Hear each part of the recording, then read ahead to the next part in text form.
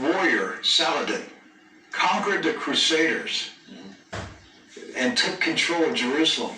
All right, he entered into an agreement that the Muslims would protect the Christian churches. And so he appointed 2 Muslim families. Both of these families have been in Jerusalem for, close to 1,000 years.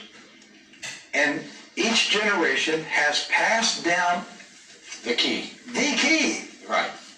the physical key. Mr. Judah said that the key he presently has is 800 years old. It's incredible.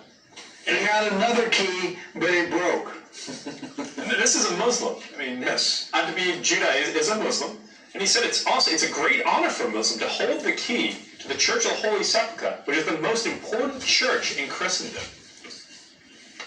That's not disrespect. That's, We don't hear this in America. We don't hear it, because what we have been told is Christian Americans, you should hate Muslims, you should kill Muslims. Because they're going to tear down all the churches Yes.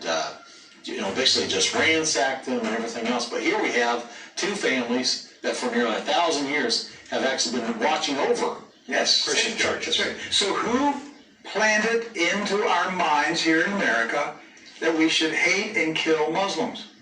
Who planted that thought in our head? Because it came into our society after 9/11. That's correct. So 9/11 was a calculated, planned operation, and it changed everything in our country.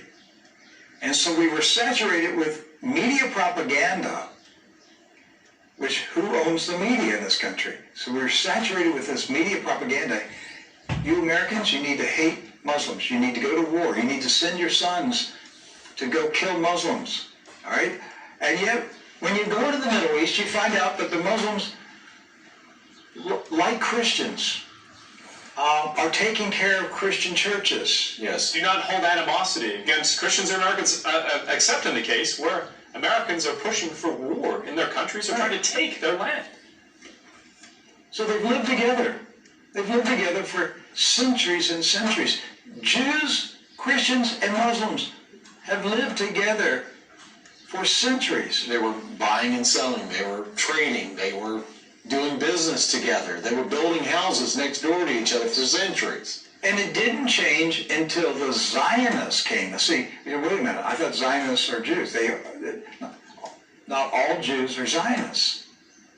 And not all Zionists are Jews. Right. Zionism is a political movement. Yes. It's an ideology. Yes. Not an ethnicity. And so when the Zionists came to Jerusalem and Palestine, basically in the 1920s and 30s and 40s, all right, they came to agitate, they came to infiltrate, they came to seize control. And so they formed paramilitary groups, like Ergun. And that's where Ariel Sharon and Menachem Begin and these guys were young terrorists. Yes. Right. And so there's where the hatred started to come in. The fighting, the animosity, the bitterness. But it didn't start until the Zionists appeared. The fighting, the animosity, the bitterness. But it didn't start until the Zionists appeared.